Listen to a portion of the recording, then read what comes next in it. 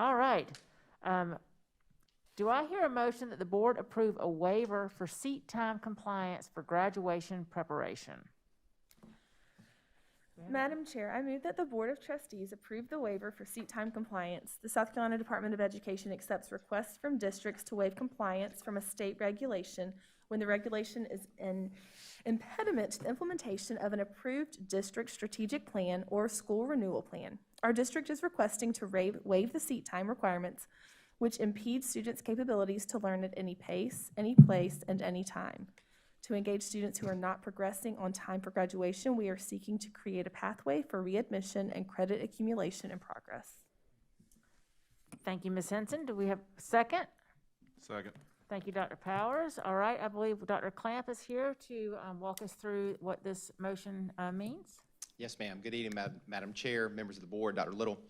It's our pleasure tonight to provide you some information about a very unique partnership that will assist us in supporting kids, all kids.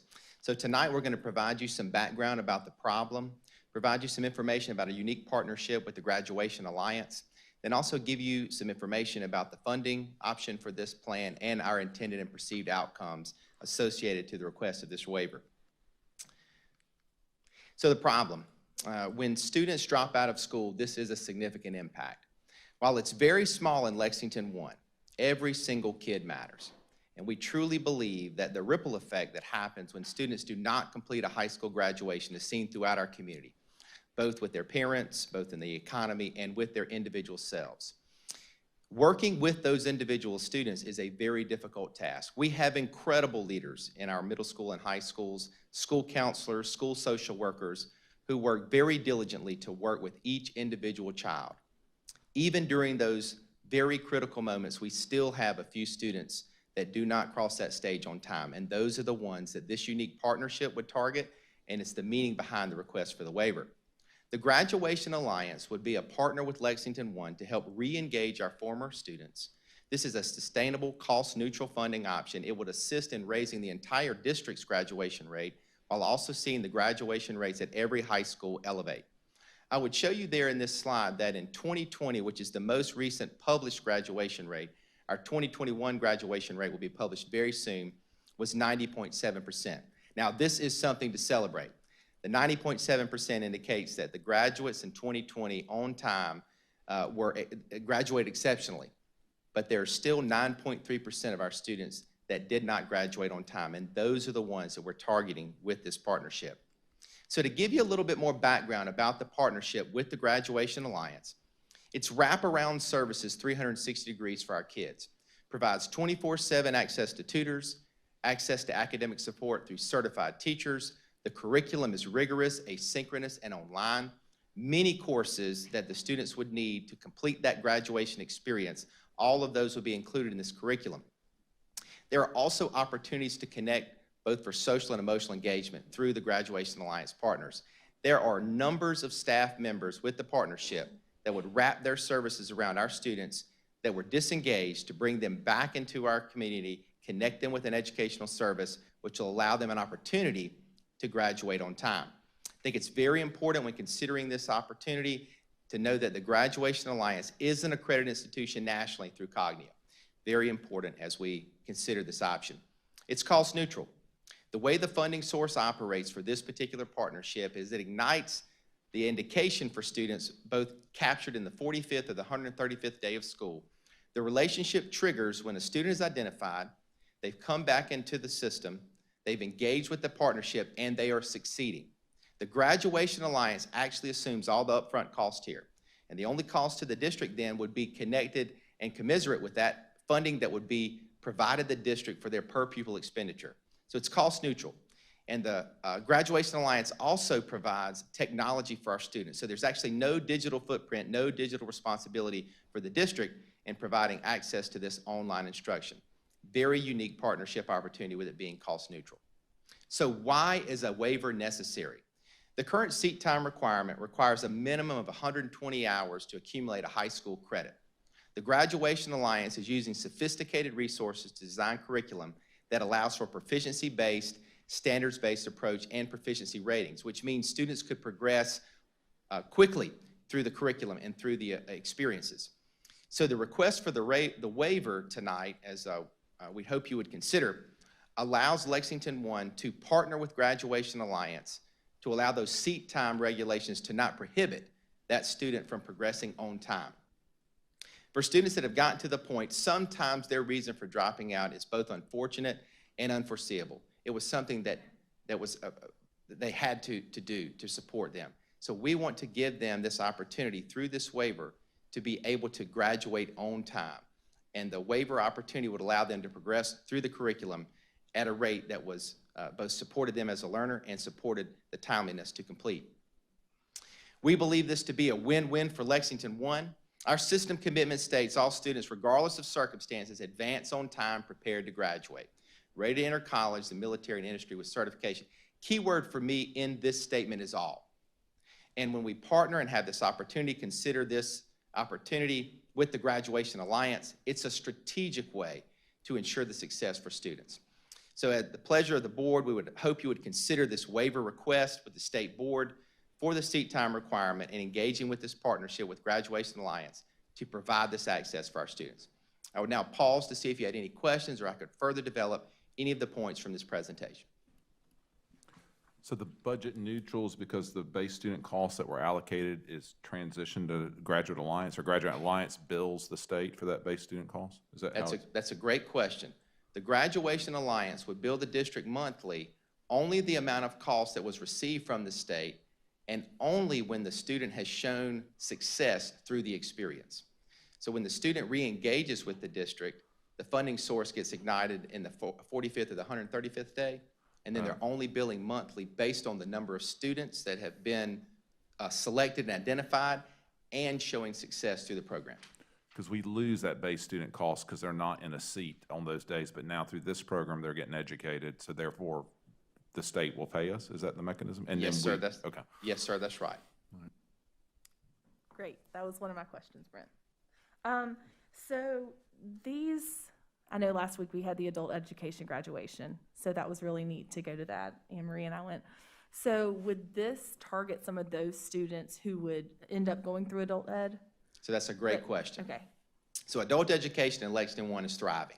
Right. And they're an incredible partner with our community. I too got a chance to participate with the graduation just last week. Dr. Little and other members of our senior leadership team were there.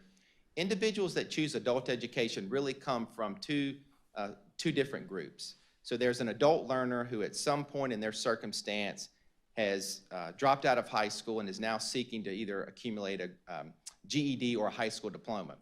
They are above the age of the normal graduation experience. So that's a population of the individuals that choose adult education.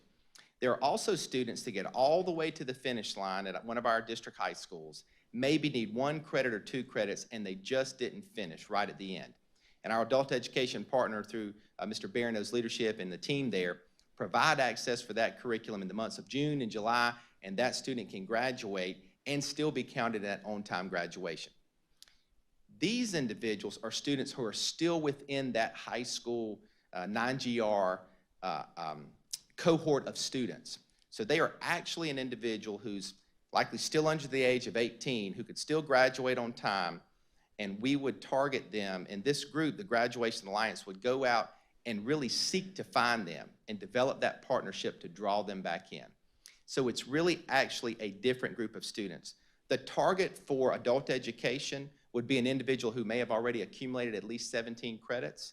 Here, this could be an individual who actually has less than that. We could start an individual as early as the 7th or 8th grade or 9th grade and begin that partnership with them. They have the wraparound services to provide that type of connection to bring them back. Ultimately, we'd love to see the individual come back to Lexington One schools where we could provide them face-to-face instruction and wrap them with our community of learners.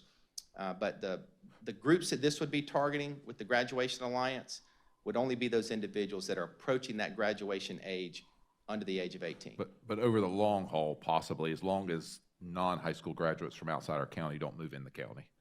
So probably long haul.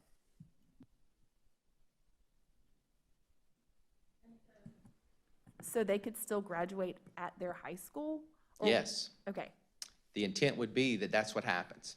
So Graduation Alliance is providing them a means to graduate. at a time that was not prohibited by the seat time requirement. And they're still housed at their high school, their home school? So that's a very good question. These learners would be online learners, so they would be connected through the Lexington One partnership. They're not tied to the brick and mortar, but they could still, they certainly likely may still reside in Lexington One. Sure. And I don't think that's a bad thing. I mean, obviously, I think life circumstances have probably prohibited them from coming to a brick and mortar school. And so the ability to do some things online, maybe in the convenience of their home, at their job, or whatever, you know, by whatever means necessary. But they're not tied to a seat in their home school to complete this curriculum. That's right, yes, sir. And forgive my lack of understanding of this. When we calculate on-time, our on-time percentage of 90.7%, that does not include students who have reclassed and maybe are graduating early, correct? No, if they graduate early, we count them in the 90.7. You count them within the 90.7? Yes, sir. Okay. What about ones where they may have been held back at a young age, you know, maybe repeat kindergarten, you know, those kind of things? Are they factored within the 90.7? That's a great question. When a student enters the 9th grade, they are identified into a cohort. Okay. That ignites their 4-year progression on time. So what happens prior to that doesn't affect the amount of time that the state expects us to accelerate them through the 24 credits plus additional credits to graduate from South Carolina High School. So whether they were delayed in learning or there was any retention that happened K-8, the 9th grade cohort then defines that 4-year progression timeline. Okay. And so the 9.3, they may advance 1 year forward. Would that be correct? I mean, so if they say they had to repeat 9th grade or had to repeat 10th grade, they could still finish, they're just not considered an on-time finisher. Yes, sir. Okay. And that 90.7 is the 4-year on-time graduation rate for Lexington One. Okay. If we had a rough idea of just true dropouts, do we have an idea of that percentage? So Lexington One's percentage rate is 0.6. Okay. So if you calculate that in total, it district-wide could be a little over 100 district-wide between our 5 high schools. Do we have something already in place where we go out and try to find these students that we've lost and bring them back? I mean, is there something already that we do for that? That's the heart and soul of our schools.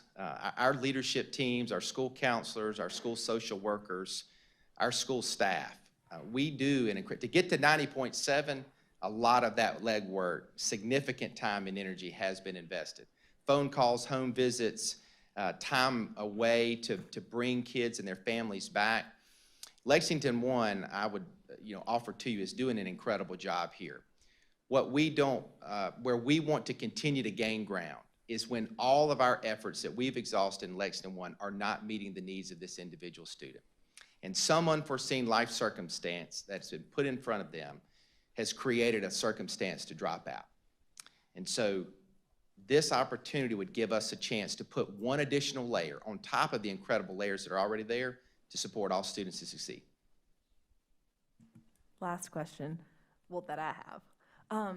What does this put any demand staffing-wise on Lexington One, or would you be the point person? And that's a great question. When we met with the Graduation Alliance team, we asked that specific question. Okay, so who's responsible for getting you the individual names of the people who are dropout, and then who manages that?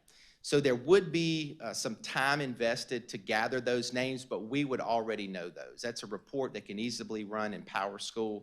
Any transmission of data, of course, would be protected.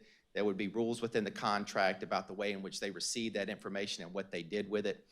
And that information would also provide them contact information, phone numbers, previous addresses, where they have staff members with the Graduation Alliance that would go out and begin hunting these individuals down.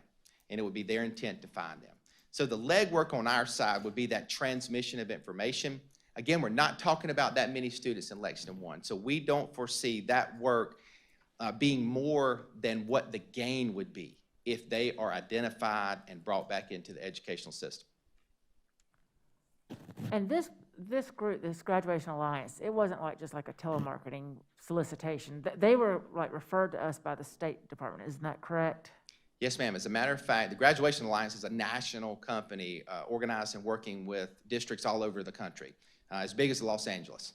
And so they reached out and had a connection with South Carolina State Department of Education in asking for a potential partner in South Carolina. We would be the first school district in South Carolina to seek this waiver on behalf of this partnership, which I think really says a lot about not only our leadership, but our abilities to execute.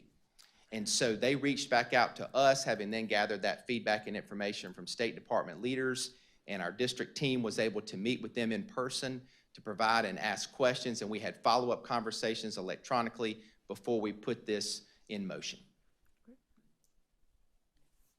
All right. Board, any other questions for Dr. Clamp? Anyone? All right. Okay, so we have a motion on the table to approve a waiver for seat time compliance for graduation preparation. All in favor, please say aye. Aye. Anyone opposed? And the motion carries. All right.